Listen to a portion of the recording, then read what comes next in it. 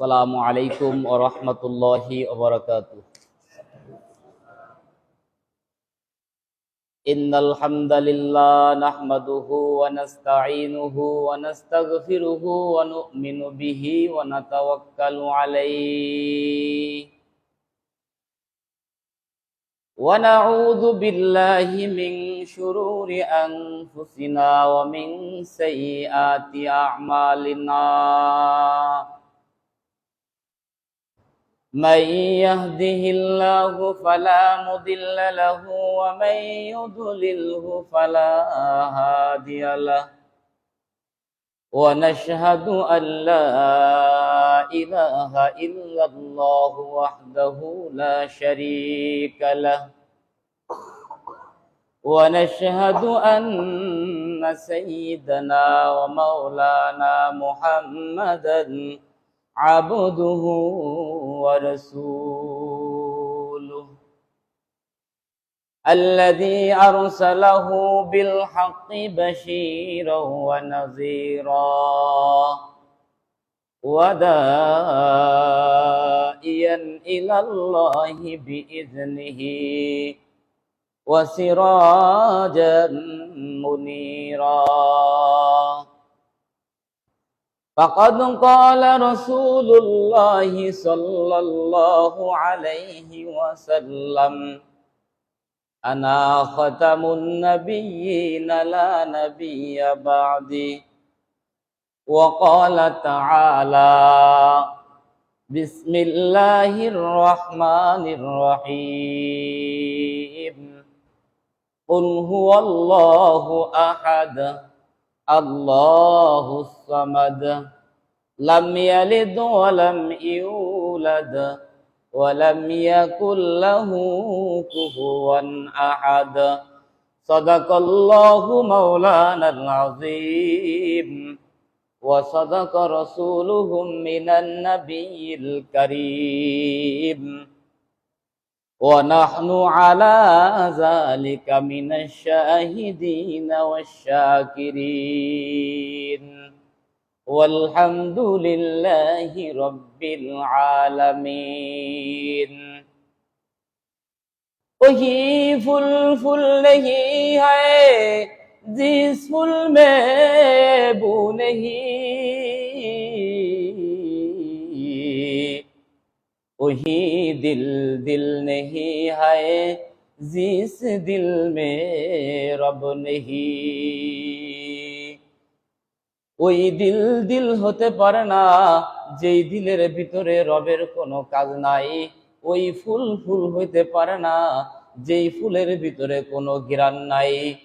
আল্লাহ তাআলা সূরা ইখলাসের ভিতরে বলেন বিসমিল্লাহির রহমানির রহিম কুল হুয়াল্লাহু আহাদ, আমি আল্লাহ এক এবং অদ্বিতীয়, আমার কোনো শরীক নাই।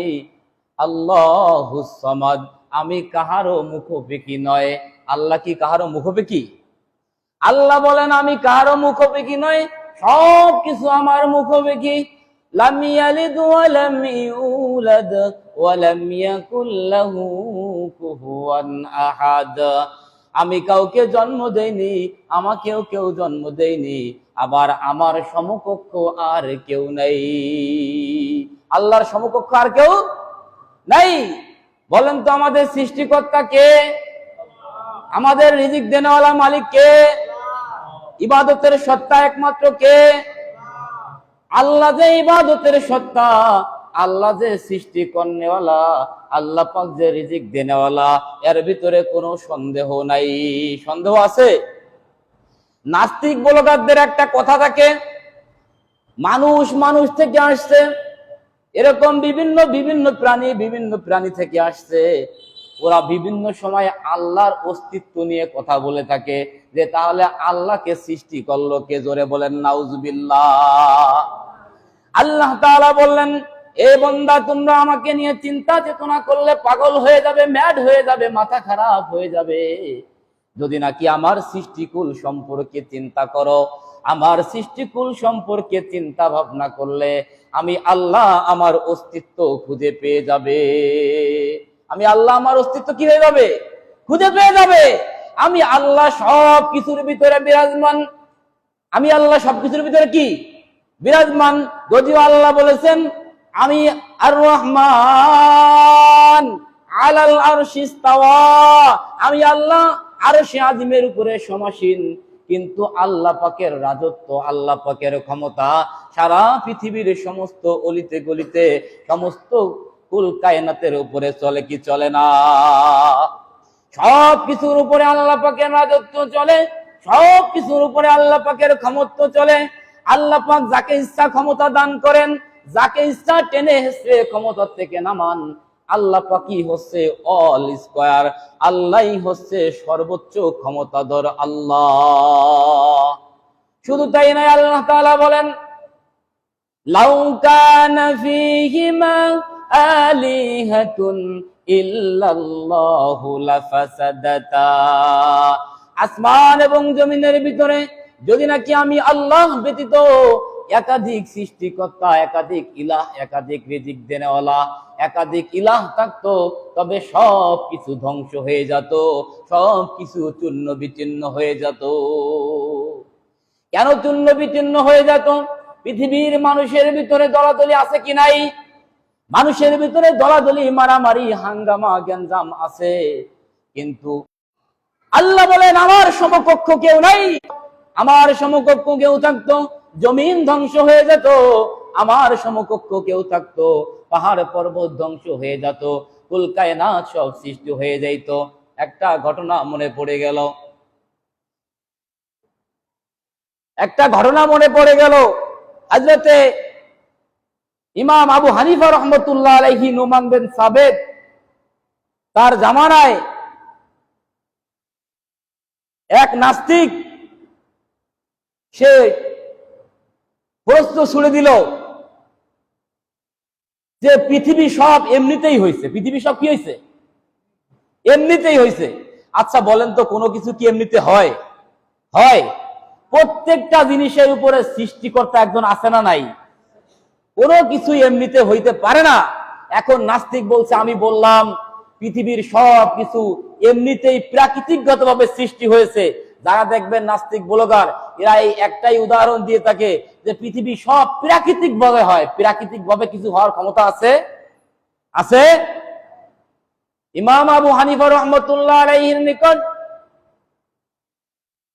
ওই বাদশার পক্ষ থেকে একজন লোক আসলো। আসার পরে বলল, হযরত আপনাকে সালাম জানিয়েছে যে এক নাস্তিক ব্লগার সে এরকম চ্যালেঞ্জ করছে যে পৃথিবীর যা কিছু আছে সব কিছু এমনিতেই সৃষ্টি হয়েছে। সবকিছু কি এমনিতেই সৃষ্টি হয়েছে, আপনার ওখানে যেতে হবে, না হলে কিন্তু আমাদের মুসলমানদের অস্তিত্ব নিয়ে কাড়াকাড়ি। আল্লাহু আকবার। ইমাম আবু হানিফা রহমতুল্লাহ আলাইহি, নুমান বিন সাবেত, উনি ছিলেন বাগদাদে সেই দাজলা নদীর পাড়ে, যেইখান থেকে প্রশ্নটা ছুড়ে দেওয়া হলো দাজলা নদীর উপর, আর ইমাম আবু হানিফা রহমতুল্লাহ আলাইহির আবাসস্থান, বাসস্থান হচ্ছে দাজলা নদীর ইপার। দাজলা নদীর ইপার আর উপার। ইমাম আবু হানিফা রহমতুল্লাহ আলাইহি চ্যালেঞ্জ গ্রহণ করলেন, বললেন ভাই যাও, তুমি যাও, বলো আমি এই চ্যালেঞ্জ গ্রহণ করে নিলাম, আমি এর প্রমাণ করে দেব। কিভাবে প্রমাণ করবে? আল্লাহু আকবার। আল্লাহ যে এক, আল্লাহ যে অদ্বিতীয়, আল্লাহ যে সব কিছু সৃষ্টি করেছে, এর প্রমাণ কিভাবে ইমাম আবু হানিফা রহমতুল্লাহ আলাইহি, নুমান বিন সাবেত করে দিল। তিনি যে টাইম দেওয়া হয়েছিল রাত্রেবেলা, ওই টাইম চলে যাচ্ছে, তারপরেও তিনি মিটিং এ হাজির হয় না, ওই সমাবেশে হাজির হলো না।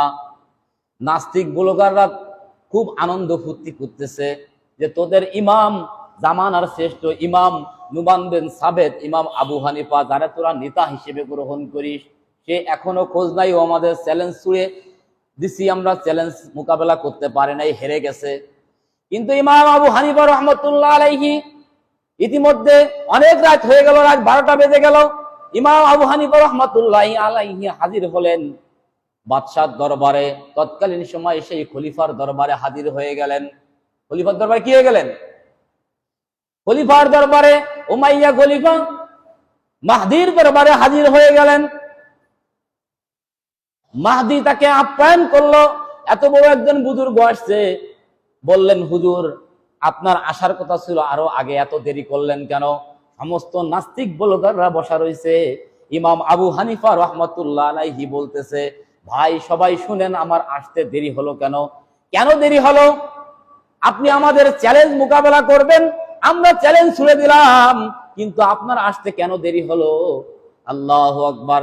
ইমাম আবু হানিফা রহমাতুল্লাহ আলাইহি বলতেছে, ভাই আমি তো দাজলা নদীর কিনারায় থাকি, ওইখান থেকে আসতে হলে আমার নৌকায় পাড়ি দিয়ে আসা লাগে। আমি যেই রাত্রে রওনা হয়েছি ওই রাত্রে কোনো নৌকার ব্যবস্থা ছিল না। আমি দেখতে পাইলাম কিছু কাঠ পানির থেকে ভাসতে ভাসতে চলিয়ে আসলো, কিছু কাঠ পানির থেকে ভাসতে ভাসতে চলিয়ে আসলো। ওই কাঠগুলো আবার একা একাই জোড়া লাগিয়ে গেল, ওই কাঠগুলো আবার একা একাই আলকাতরা মাইকে নৌকা হয়ে গেল। কি হয়ে গেল? নৌকা হয়ে গেল। এরপরে কোনো মাঝি নাই, হুট করে একজন মাঝি আসলো, মাঝি এসে আমাকে নিয়ে চলে গেল, আমি পার হয়ে চলে আসলাম, এই জন্য আমার আসতে দেরি হয়ে গেছে। এই জন্য আসতে কি হয়েছে? দেরি হয়ে গেছে। নাস্তিক বলতেছে, আপনাকে এতদিন পর্যন্ত খুব সম্মান করতাম, আপনি এই জামানার ইমাম, ইমাম আবু হানিফা নুমান বিন সাবেদ, আজকে আপনার প্রতি আমার সম্মান একেবারেই চলে গেল। কেন সম্মান চলে গেল? আরে বোকা, আপনি তো একটা বোকা। কেন বোকা? এটা আপনি পাগল ছাড়া কোনো বুদ্ধিমান কে এই কথা বলতে পারে যে নৌকা একাকাই ভাসিয়ে চলে আসলো? দেন নিজের কথা নিজে, নৌকা একাকাই ভাসিয়ে চলে আসলো, কাঠ একাকাই জোড়া লেগে গেল, কাঠের ভিতরে যে পাতাম দিয়ে কাঠটা জোড়া দেয় সেটা একাকাই হয়ে গেল, আলকাতরা মাখাই দিয়ে একাকাই চলে গেল, মাঝি একাকাই চলে আসলো, আপনাকে পার করে দিল, মাঝিও নাই নৌকাও নাই। আপনার মতো পাগল কি এই পৃথিবীতে আছে? নুমান বিন সাবেদ ইমাম আবু হানিফা রাহমাতুল্লাহ আলাইহি বলতেছে, এ শুনো শুনো দুনিয়ার মানুষ শুনো, আরে আমি বোকা নয়, আমি বোকা নয়, আমি মূর্খ নয়, আমি এরকম অবুদ্ধিমান পাগল নয়, বরং তুমি অবুদ্ধিমান, তুমি পাগল। কারণ নৌকা যদি একা একা কাঠ ফেড়ে না চলে আসতে পারে, নৌকা সাধারণ একটা জিনিস যদি একাকাই পাতাম দিয়ে লেগে না যায়, নৌকায় যদি একাকাই আলকাতরা না মাখায় যায়, নৌকার একটা মাঝি যদি একাকাই না আসতে পারে, মাঝি যদি আমাকে নৌকা একাকাই পার করে নিয়ে যেতে না পারে, তাহলে ওরে পাগলের দল, এই পৃথিবী কি এমনিতেই সৃষ্টি হয়ে গেল? এই পৃথিবী এমনিতেই সৃষ্টি হয়ে গেল? নাস্তিক ব্লগার একবারে 5 দরজা দিয়ে পলায় সারিয়ে, আল্লাহ কোথায় দিয়ে ঠেকাই দিল আমারে, কোথায় দিয়ে ঠেকাই দিল? এই পৃথিবী একাকাই সৃষ্টি হয় নাই, এর পৃথিবীর সৃষ্টিকর্তা একজন আছে না নাই? আসমান কে সৃষ্টি করলো? আল্লাহ। জমিন কে সৃষ্টি করলো? আল্লাহ। আচ্ছা বলেন তো, আমার আপনার 3.5 হাত বডি সৃষ্টি করলো কে? কে সৃষ্টি করলো? আল্লাহ। এই বডির কোনো দাম নাই, যেটার দাম আছে সেইটার নাম হচ্ছে রূহ। এটার নাম কি? রূহ। দুনিয়ার ডাক্তাররা বডি ট্রিটমেন্ট করে থাকে, দুনিয়ার ডাক্তাররা বডির চিকিৎসা করে থাকে। আমার হাতে কেটে গেলে আমার ব্রেনে বাড়ি খায়, আমি অনুভব করি আমার হাত কেটে গেছে। আমার পা কেটে গেলে আমার ব্রেনে বাড়ি খায়, আমি অনুভব করি আমার পা কেটে গেছে। আমার অঙ্গ প্রত্যঙ্গ ক্ষতবিক্ষত হলে আমি ঠিক পাই যে আমার অঙ্গ প্রত্যঙ্গ ক্ষতবিক্ষত হয়ে গেছে। কিন্তু ভাইরা আমার খুব খেয়াল করে শুনেন, যে আমার কেটে গেল হাত, আমি অনুভব ভিতরে মাথায় এসে বাড়ি খেলো, আমার হাত কেটে রক্ত বাইর হচ্ছে। কিন্তু যদি রূহ না থাকে, আপনার হাতও অচল, আপনার পাও অচল, আপনার চক্ষু অচল। আচ্ছা 3.5 হাত বডি, কোথাও কমতি নাই, হাত পা চোখ নাক কান সবই আছে, শুধু রূহ নাই। ওই মানুষটার কোনো দাম আছে? কোনো দাম আছে? ওই মানুষটাকে তার স্ত্রীও আর ঘরে রাখতে চায় না, ওই মানুষটাকে তার ছেলে মেয়েও আর ঘরে রাখতে চায় না। এত আদরের সন্তান ওই মানুষটাকে ঘরে রাখতে চায় না, এত আদরের স্ত্রী একটা বেলাও ওই মানুষটাকে আর ঘরে রাখতে চায় না। সে লাশ হয়ে যায়, সে মুর্দা হয়ে যায়, সে মৃত ব্যক্তি হয়ে যায়। নাই কি তার ভিতরে? শুধু রূহ নাই। শুধু কি নাই? রূহ নাই। রূহ না থাকার কারণে মানুষের বডিটা কি হয়ে গেল? অচল হয়ে গেল। তাহলে এই রূহ দেনেওয়ালা মালিক কে? আল্লাহ। রূহ কি? রূহ হচ্ছে আল্লাহ পাকের হুকুম, আল্লাহ পাকের নির্দেশ, আল্লাহ পাকের হুকুম রূহ। এই রূহ আল্লাহ পাক যখন ক্লোজ করে নিয়ে যাবে, আপনার আমার বডির কোনো দাম থাকবে না, একবারই অচল হয়ে যাবে। কোথায় সাদ্দাত, কোথায় নমরুদ, কোথায় সুলাইমান। আল্লাহু আকবার। সাদ্দাত পৃথিবীর রাজত্ব করেছিল, শেষ পর্যন্ত সাদ্দাত নিজের বেস্ত নিজে তৈরি করে ওই বেস্তর ভিতরে সাদ্দাত যাইতে পারে নাই। ঘোড়া হাতি সাজাইয়া যখন সাদ্দাত নিজের বেস্তর দিকে রওনা করলো, পিছন থেকে এক বুড়া ডাক দিয়ে বলল, সাদ্দাত ভাই দাঁড়াও, আমাকে কিছু ভিক্ষা দাও। কি দাও? আমাকে কিছু ভিক্ষা দাও। সাদ্দাত ডাক দিয়ে বলতেছে, ও বুড়া, তুই আসার আর সময় পাইলি না? আমি বুড়া হাতি সাজাইয়া যখন নাকি আমার বেস্তর ভিতরে আমি পরিদর্শন করতে যাচ্ছি, তখন তুই কোথা থেকে আসলি? ভিক্ষা ছাড়ার সময় পাইলি না? ভিক্ষা ছাড়ার সময় পাইলি না? ওই বুড়াকে সাদ্দাত হুমকি মেরে দিল, ধমক মেরে দিল। কিছু সময় পরে সাদ্দাত যখন আবার রওনা হলো, সাদ্দাত নিজের বেস্তর ভিতরে নিজে যখন পাও একটা দিয়ে দিছে, এর ভিতরে বুড়ো সামনে থেকে হাজির হয়ে গেছে। ও সাদ্দাত, চেতিও না, আমি আজরাইল তোমার সামনে হাজির হয়ে গেছি। আল্লাহু আকবার। আমি আজরাইল তোমার সামনে কি হয়ে গেছি? হাজির হয়ে গেছি। আচ্ছা বলেন তো, কোন ব্যক্তি একটা 5 তলা বিল্ডিং নির্মাণ করলো, সে কি নিশ্চিত গ্যারান্টি দিতে পারবে এই 5 তলা বিল্ডিং এ সে শুয়ে যেতে পারবে? সে সুখ শান্তি ভোগ করতে পারবে নিশ্চিত? কোন নিশ্চিত নয়। একজন ব্যক্তি একটা গাড়ি ক্রয় করলো, যুবক পোলাপান বেশি গাড়িতে অ্যাক্সিডেন্ট করে না? না করে? করে না? গাড়ি কেনার জন্য বাবা মাকে খুব বিরক্ত করে, খুব জ্বালাতন করে, গাড়ি কিনতেই হবে কিনতেই হবে। গাড়ি একটা কিনে দিচ্ছে, রাস্তায় গেছে উনি ফুটুস। উনি কি হয়ে গেছে? ও যদি জানতো যে আজকে আমি রাস্তায় বেরোবো, আমি ফুটুস, তা কি ও গাড়ি কিনতো? কিনতো? জানে না, অবুঝ। জানে না, অবুঝ। দেখতেছে অমুক মরতেছে, আরে তো মানুষ মরবেই, আবার চালাইতে হবে, আবার কি করতে হবে? চালাইতে হবে। তাইলে এই রূহ যদি চলে যায়, আপনার আমার বডির কোনো আর দাম নাই। এজন্য বললাম, কোথায় সাদ্দাত, কোথায় নমরুদ, কোথায় সুলাইমান। সাদ্দাত যখন ওই বেস্তর ভিতরে পা দিল, পদার্পণ করতে গেল, এর ভিতরে বুড়া পিছন থেকে এসে সামনে হাজির হয়ে গেল। ও সাদ্দাত, চেতিও না, আমি বুড়া নয়, আমি বুড়া নয়, আমি আজরাইল তোমার জানকে কবজ করতে এসেছি। সাদ্দাত ডাক দিয়ে বলল, আজরাইল, আমাকে একটু সময় দাও। আমি এত মিলিয়ন মিলিয়ন টাকা খরচ করে আমি আমার বেস্তে তৈরি করলাম, আমাকে 1 মিনিটের জন্য একটু সময় দেয়া হোক, আমি আমার বেস্তটা পরিদর্শন করে আসি। বুড়া ডাক দিয়ে বলে, সাদ্দাত, 1টা মিনিট কেন, 1টা সেকেন্ড তো আর সময় দেওয়া হবে না। আল্লাহ পাকের নির্দেশ হয়েছে, তোমার জান এখনই কবজ হয়ে যাবে। সঙ্গে সঙ্গে সাদ্দাতের জানটা কবজ হয়ে গেল, ঘরটা জমিনে পড়িয়া গেল। কোথায় সেই ক্ষমতা, রাজত্ব চলে গেল। নমরুদ বিশাল ক্ষমতার অধিকারী ছিল। আল্লাহর নবী পয়গম্বর হযরত ইব্রাহিম খলিলকে নমরুদ অত্যন্ত জ্বালাতন করেছে, বিরক্ত করেছে। আল্লাহু আকবার। নমরুদ অগ্নিকুণ্ডলিতে আল্লাহর খলিল ইব্রাহিম পয়গম্বরকে নিক্ষিপ্ত করেছে। ইব্রাহিম পয়গম্বর যখন অগ্নির ভিতরে পড়ে যাবে ভাব, আল্লাহ তাআলা ফেরেশতাগুলোকে বলল, আমার ফেরেশতারা, আমার খলিলের ঈমানের অবস্থা দেখো, আমার খলিলের ঈমানের অবস্থা দেখো। আমার খলিল আগুনে পুড়ে যেতে রাজি, আমি আল্লাহ আমাকে ছাড়তে রাজি নাই। আমার খলিল আগুনে পুড়ে যেতে রাজি, আমি আল্লাহ আমাকে ছেড়তে রাজি নাই। ও ফেরেশতারা, যাও, আমার খলিলকে যে বলো, আপনি যদি হুকুম করেন, অনুমতি দেন, তাহলে আমরা আগুনটাকে নিভিয়ে দেই। দেখছেন অবস্থা? আল্লাহু আকবার। ফেরেশতারা চলে আসলো, এসে বলল, ও খলিল, আল্লাহর খলিল ইব্রাহিম পয়গম্বর, আপনি যদি হুকুম দেন, আমরা আগুনটাকে নিভিয়ে দেই। আমরা কি করি? আগুনটাকে নিভিয়ে দেই। ইব্রাহিম পয়গম্বর বলছে, তোমরা আবার কারা? তোমরা ভাগো এখান থেকে।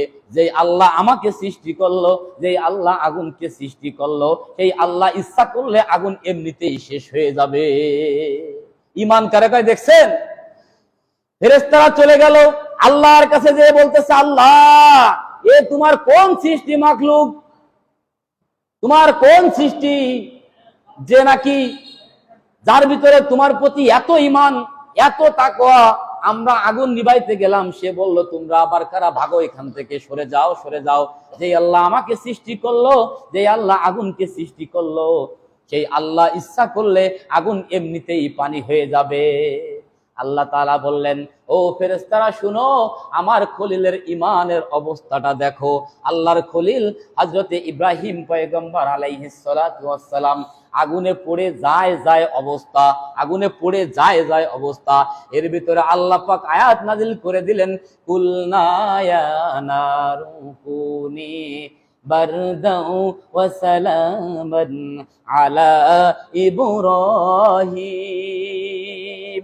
আল্লাহ ডাক দিয়ে বলেন, আগুন, তোকে সৃষ্টি করেছি আমি, আমার খলিল ইব্রাহিম পয়গম্বরকে সৃষ্টি করেছি আমি হুকুম দিলাম, আগুন তুমি পানি হয়ে যাও, তুমি ঠান্ডা হয়ে যাও। সঙ্গে সঙ্গে আগুন ঠান্ডা হয়ে গেল। ইব্রাহিম পয়গম্বর ফুলের বাগিচায় শয়ন করে থাকলেন। আর যেই মিস্টার নমরুদ শয়তান, ওই শয়তান ইব্রাহিম খলিলকে অত্যন্ত জ্বালাতন করেছিল। আল্লাহু আকবার। ইব্রাহিম পয়গম্বরের একটা লোমও কিন্তু আগুনের ভিতরে পুড়াইতে পারে নাই।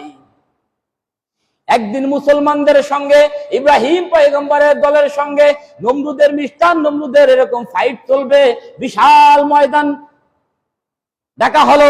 এই ময়দান আগেরকার দিনে কিন্তু ময়দান ডাকা হইতো, এক পক্ষ আর এক পক্ষ ঢাল সরকি নিয়ে লেগে যেত গ্যাঞ্জাম, তাই না? এরকম গ্যাঞ্জামের ভিতরে মারামারি লাগবে, ঢাল সরকি নিয়ে হাজির হয়ে গেল। আল্লাহু আকবার। ইব্রাহিম পয়গম্বরের দলের লোক ছিল স্বল্প সংখ্যক। একদল মশা আল্লাহর কাছে হাজির হয়ে গেছে। কি? একদল মশা আল্লাহর কাছে হাজির হয়ে বলতেছে, আল্লাহ আপনি যদি হুকুম দেন, ওই মিস্টার নমরুদের দলবল সব আমরা শেষ করে দেব। আল্লাহ তাই কিভাবে? আল্লাহ আপনি হুকুম দিলে আমরা পারবো। যা, তোকে হুকুম দিয়ে ছাড়িয়ে দিলাম। সমস্ত মশা বিচরণ করলো, এক একটা নমরুদের সৈন্যপণ্য সব মশায় ধ্বংস করে দিল। একটা ন্যাংরা মশা উড়তে উড়তে নমরুদ এর জন্য আল্লাহ পাকের কাছে দরখাস্ত করতেছে, আল্লাহ আপনি যদি হুকুম দেন, আমি এই ন্যাংরা মশা ওই মিস্টার ওই শয়তানটারে শেষ করে দেবো। আল্লাহ কে কিভাবে? যা, তোরে হুকুম দিয়ে দিলাম, যা, তোরে হুকুম দিয়ে দিলাম। ল্যাংড়া মশা এরকম খুঁড়াইতে উঠতে উঠতে আসছে। মিস্টার নমরুদের শয়তানটা নাকের ভিতরে ঢুকে, মাথার মগজের ভিতরে ঢুকে কুটকুট কুটকুট করে কামড়ানো শুরু করছে। ওই শয়তানটা আর সৈন্য সামন্তদেরকে বলতেছে, আমারে পিটা। কি দিয়ে পিটাবো? কয় মুগুর দিয়ে পিটা, মুগুর দিয়ে পিটা। যারা ওরে পাহারা দিচ্ছে তারাই ওরে পিটাচ্ছে। যখন পিটানো শুরু করে তখন ওই মশাটা একটু সাইলেন্ট থাকে, স্তব্ধ থাকে। ও কয় পিটাইলে আমার খুব ভালো লাগে, মাথায় পিটাইলে আর কি হবে, খুব ভালো লাগে। যখন পিটানো বাদ দেয়, আবার মশা মাথার ভিতরে গুনগুন আওয়াজ শুরু করে, বলে যে আবার পিটা।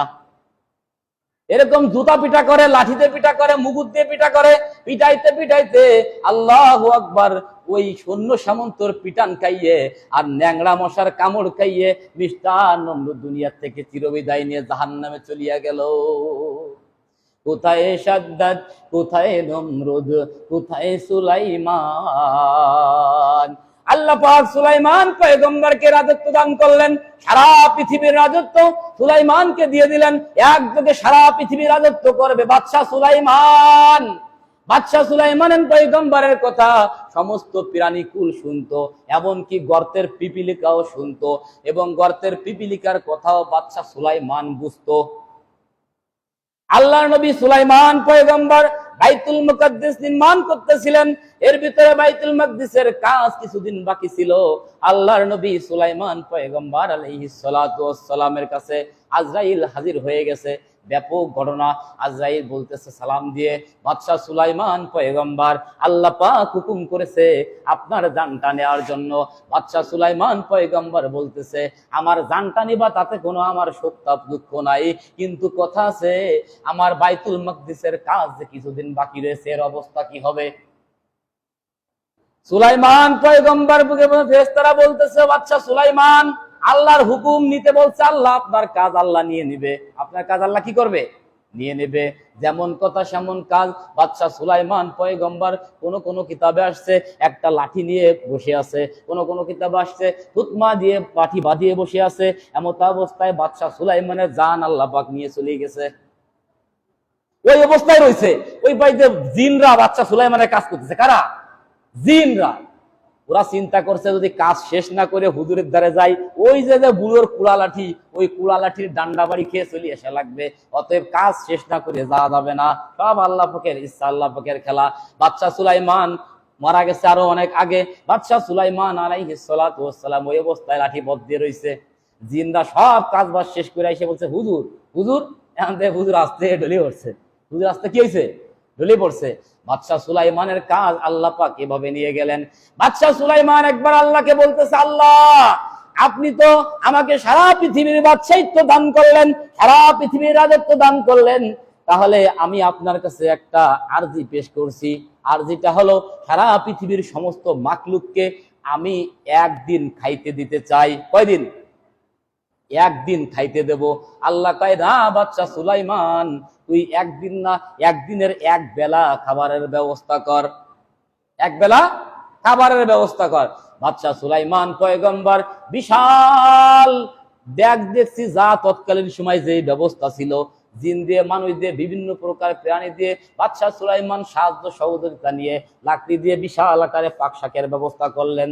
যেই প্রাণী যা খাইতে পারবে, যেই প্রাণী যা আহার করবে, সেই প্রাণীর জন্য সেই ব্যবস্থা করা হলো। বিশাল ময়দানের ভিতরে খাবার ঢালা হলো।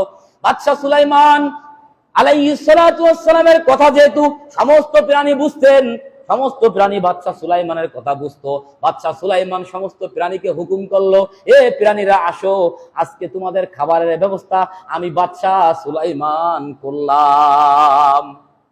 বাদশাহ সুলাইমান করলাম। সমস্ত প্রাণী হাজির। এখন বলতেছে, আচ্ছা মাছকে খাবারের ব্যবস্থা করা হয়েছে পানির সাইড দিয়ে, মানে সমুদ্রের সাইড দিয়ে, যাতে মাছ যদি স্থলপথে আসে, ও তো আসতে পারবে না স্থলপথ দিয়ে, অতএব মাছ সাগরের পার দিয়েই খাবে, বন্যপ্রাণী বনের পার দিয়ে খাবে, মানুষ ভালো জায়গায় দিয়ে খাবে, এরকম ভাগ ভাগ করে দিছে।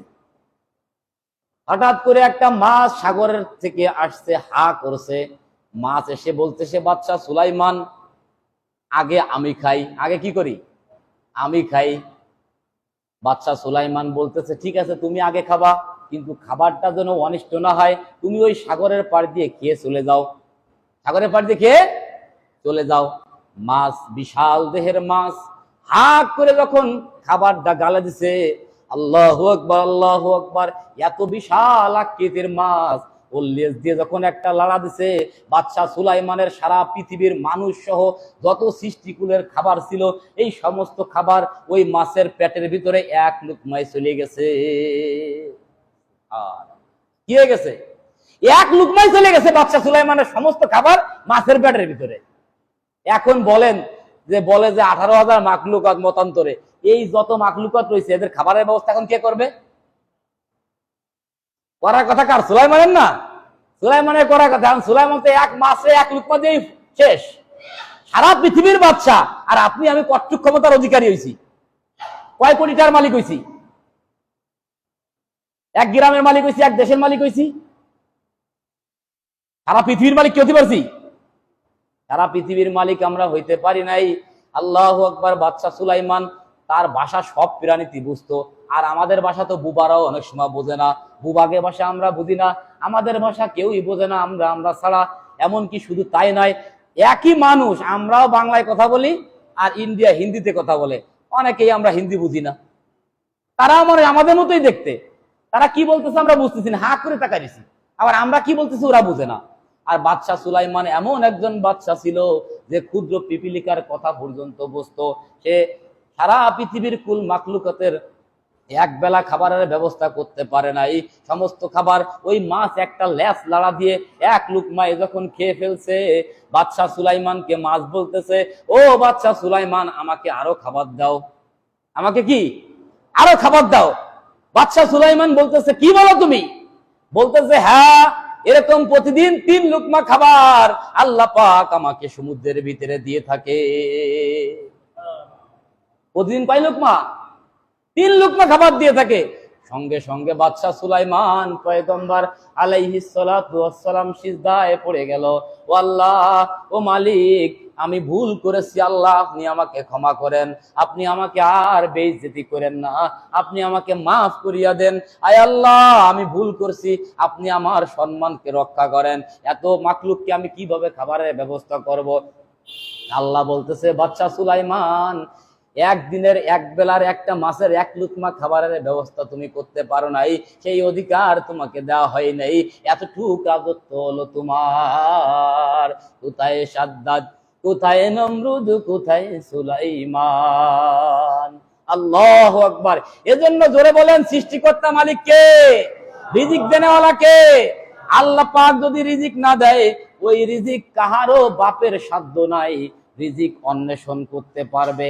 আপনি যত এই দুনিয়ার পিছনে দৌড়াবেন, যদি নাকি দুনিয়া আপনার পিছনে না দৌড়ায়, আপনি সারাদিন কঠোর পরিশ্রম করেও দুনিয়ার পিছনে দৌড়ায় কোনো লাভ নাই। আছে? আচ্ছা বলেন তো, যারা এসির ভিতরে বসে বসে কলম দিয়ে একটা খোঁচা মারতেছে, এরা কষ্ট বেশি করতেছে নাকি যারা কৃষক কৃষি কাজ করতেছে তারা কষ্ট বেশি করতেছে? নিঃসন্দেহে কৃষকরা বেশি কষ্ট করতেছে, কিন্তু ইনকামের বেলা ইনকাম করতেছে কে? ওই এসির ভিতরে উনি একটা কলমের খোঁচা মারি দিচ্ছে, উনার ইনকাম বেশি। তাহলে পরিশ্রম সৌভাগ্যর চাবিকাঠি, এই কথাটা কি সত্য?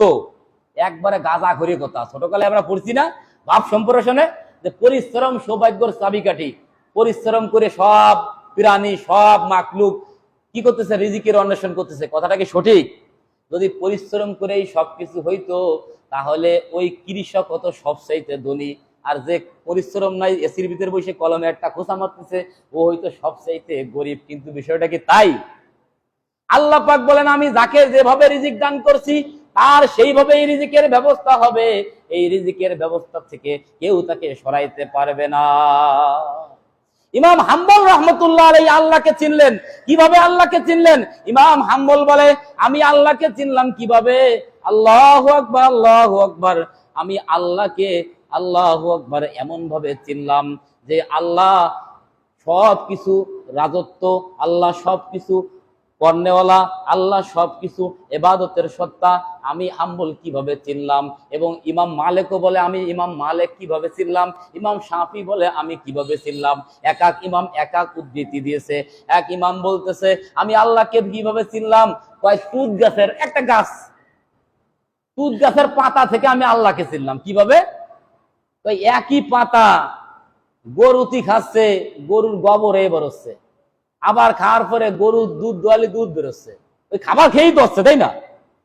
আবার খাচ্ছে হরিণী, হরিণের মৃগ নাভি হচ্ছে।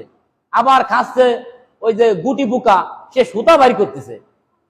চিন্তা করলাম, আল্লাহ একই পাতা খাইয়ে জীবন যাপন করতেছে, এক একজনের কাছ থেকে এক এক জিনিস বেরোচ্ছে।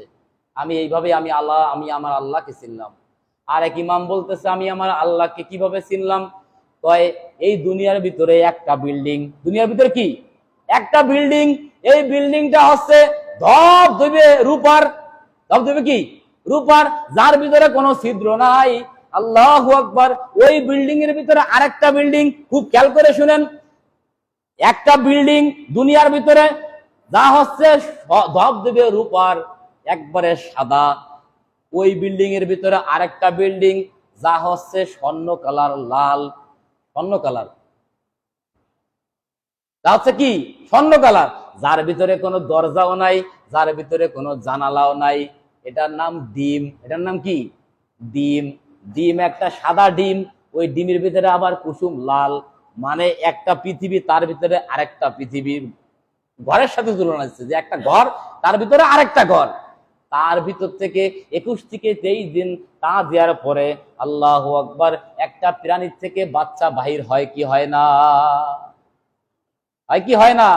ইমাম বলতেছে, আমি এভাবে আমি আমার আল্লাহকে চিনলাম যে হায়রে, একটা ডিম যার ভিতরে কোনো আলো বাতাস যাওয়ার কোনো সম্ভাবনা নাই, কোথার থেকে ছিদ্র, কোথার থেকে কি বেরোবে।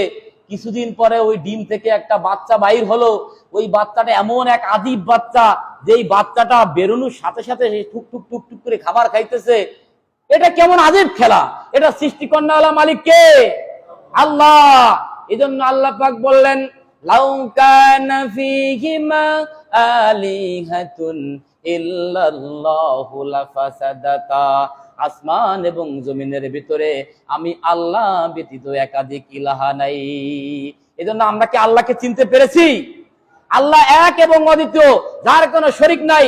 তিনি আছেন, ছিলেন, থাকবেন। তার রাজত্ব সারা জগতে চলে কি চলে না? আসমানে তার রাজত্ব চলে, জমিনের ভিতরে তার রাজত্ব চলে, মৃত্যুর পরে তার রাজত্ব চলবে। আসমান জমিনের বাহিরে যা কিছু আছে সবকিছুর ভিতরে আল্লাহ পাকের রাজত্ব চলবে। আল্লাহ পাক আমাদেরকে যেন আল্লাহ পাকের রাজত্ব মেনে আল্লাহ পাকের দ্বীনের পথে চলার তৌফিক দান করেন। আমাদেরকে যেন আল্লাহ পাক দ্বীনের সহি বুঝ, সঠিকভাবে আদায় করার তৌফিক দান করেন। আল্লাহ তাআলা যেন আমাদেরকে হযরতে নবী মুহাম্মদুর রাসূলুল্লাহ পয়গম্বর আরবি মুহাম্মদুর রাসূলুল্লাহর আদর্শ মোতাবেক হায়াতের জিন্দেগি পরিচালনা করে দুনিয়াবী জিন্দেগি চলার তৌফিক দান করেন। আমা তৌফিক ইল্লা বিল্লাহ। আখিরি দান আলহামদুলিল্লাহি রাব্বিল আলামিন। যারা সুন্নাত পড়েন সুন্নাত পড়েন।